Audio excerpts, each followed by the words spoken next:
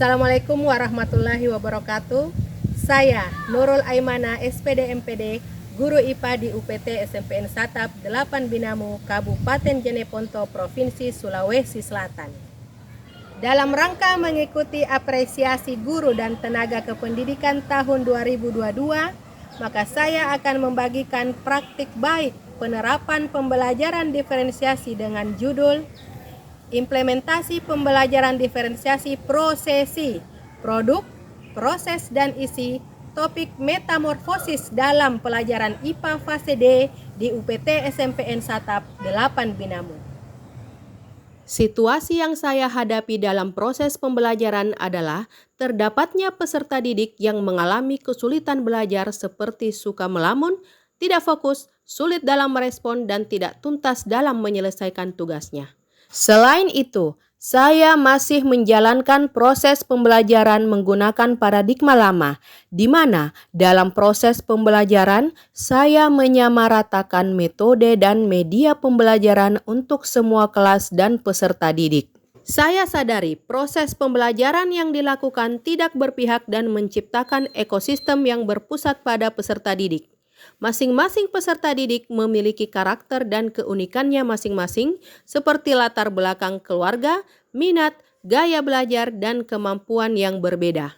Kelangsungan proses pembelajaran yang tidak berpihak pada peserta didik seperti yang saya jelaskan mendorong saya sebagai guru IPA yang mempunyai tanggung jawab untuk melaksanakan dan menciptakan proses pembelajaran yang aktif, menarik, bermakna, berpusat pada peserta didik, dan dapat mengeluarkan potensi yang ada pada peserta didik. Salah satu bentuk pembelajaran yang berpihak pada peserta didik adalah pembelajaran diferensiasi. Terlebih lagi, setelah diimplementasikannya kurikulum merdeka dan sekolah saya terpilih sebagai sekolah penggerak angkatan kedua, membuat saya harus mengembangkan diri dan menerapkan pembelajaran diferensiasi di kelas. Pembelajaran diferensiasi hadir sebagai solusi menciptakan pembelajaran yang berpusat pada peserta didik, sekaligus bisa memenuhi kebutuhan semua peserta didik dalam belajar yang memiliki keunikan dan karakter masing-masing. Tantangan pertama yang saya hadapi dalam menjalankan pembelajaran diferensiasi adalah masih minimnya pengetahuan yang saya miliki untuk merancang strategi pembelajaran diferensiasi. Saya belum memahami bagaimana perancangan pembelajaran menyangkut konten, produk, dan proses. Tantangan kedua adalah saya belum melakukan asesmen diagnostik. Ini merupakan sesuatu hal yang baru dan memerlukan perancangan serta strategi untuk merancangnya. Selama ini saya melakukan pengamatan hanya sekedarnya saja tanpa dituangkan ke dalam catatan yang terstruktur untuk digunakan dalam menyusun strategi pembelajaran. Dalam pembelajaran diferensiasi memerlukan data pemetaan profil peserta didik. Data ini menyangkut kesiapan belajar, profil, dan bakat minat peserta didik. Langkah utama yang saya lakukan untuk menambah pengetahuan tentang pembelajaran diferensiasi adalah dengan melakukan belajar mandiri. Sumber informasi yang menjadi rujukan saya adalah platform Merdeka Mengajar, YouTube, webinar-webinar, mengikuti workshop tentang pembelajaran diferensiasi, dan aktif mengikuti kegiatan MGMP mata pelajaran yang membahas tentang pembelajaran diferensiasi.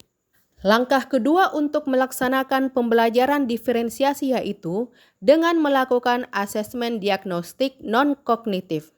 Pemetaan yang saya lakukan untuk mengetahui kebutuhan belajar berdasarkan minat dan gaya belajar. Selain angket, dalam melakukan pemetaan asesmen diagnostik, saya melakukan wawancara, observasi, dan diskusi dengan rekan guru. Dari pemetaan yang saya lakukan, saya menyimpulkan bahwa dalam memproses dan mengingat informasi baru, peserta didik saya mempunyai 3 gaya belajar, yaitu auditory, audiovisual, dan kinestetik.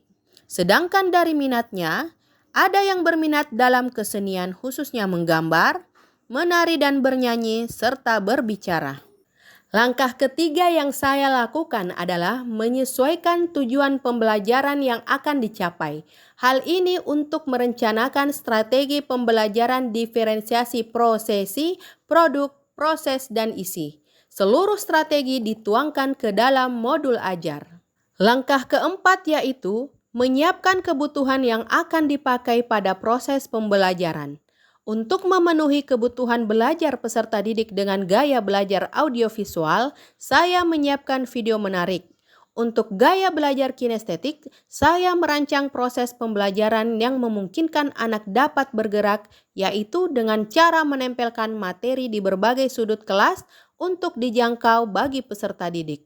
Selain itu, buku yang tersedia di perpustakaan akan dipakai untuk memenuhi kebutuhan siswa dengan gaya belajar auditory.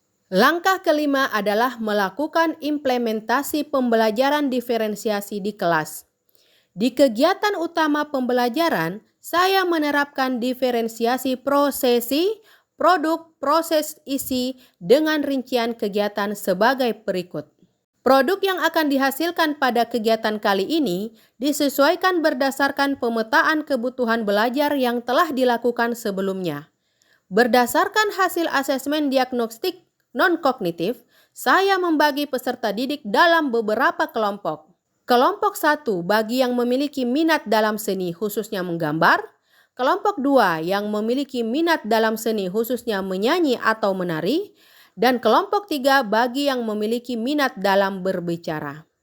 Untuk menentukan produk yang akan dihasilkan, saya memberikan kebebasan dan meminta pendapat kepada peserta didik berdasarkan minatnya dalam menentukan produknya masing-masing. Pada diferensiasi proses, saya memberikan keleluasaan bagi peserta didik untuk memilih bagaimana cara mereka memahami informasi yang akan dipelajari. Beberapa dari mereka senang bekerja dalam kelompok yang memiliki minat yang sama, dan ada pula yang senang bekerja secara mandiri. Pada diferensiasi proses, saya akan memberikan bantuan yang lebih pada peserta didik yang mengalami kesulitan dan memberikan dorongan atau motivasi bagi peserta didik yang mempunyai pemahaman lebih dari teman-temannya. Sedangkan pada diferensiasi isi atau konten dilakukan dengan mempersilahkan peserta didik mengakses materi sesuai dengan gaya belajarnya. Adapun cara yang dilakukan seperti membaca materi dengan suara yang nyaring untuk memenuhi kebutuhan belajar peserta didik yang audio, dilanjutkan dengan menayangkan video menarik tentang proses terjadinya metamorfosis untuk memenuhi kebutuhan belajar peserta didik yang audiovisual, sedangkan untuk gaya belajar kinestetik, saya menempelkan media pembelajaran di beberapa tempat agar peserta didik melakukan pergerakan ke sumber materi tersebut. Pada kegiatan penutup, produk yang dihasilkan akan dipresentasikan dengan cara yang berbeda untuk dilihat oleh teman-teman yang lain. Setelah itu, guru akan melakukan penguatan, memberi penghargaan atas kerja seluruh peserta didik. Sebelum ditutup, saya melakukan asesmen sumatif. Dampak dari praktik baik ini sangat efektif dan sangat memuaskan. Dengan adanya pembelajaran berdiferensiasi, saya telah memenuhi dan mengakomodasi kebutuhan siswa dan memunculkan potensi diri dalam proses belajar. Peserta didik menunjukkan motivasi dan ketertarikan yang tinggi terhadap materi yang diajarkan. Pembelajaran semakin aktif dilihat dari tidak ada lagi peserta didik berdiam diri dalam proses belajar. Selain itu, peserta didik dapat mengeluarkan potensi yang ada dalam dirinya dan merasa dihargai karena keterlibatan mereka dalam menentukan pilihan. Demikian praktik terbaik pembelajaran diferensiasi yang telah saya lakukan. Semoga apa yang telah dilakukan dapat menginspirasi teman-teman semua. Salam dan bahagia. Assalamualaikum warahmatullahi wabarakatuh.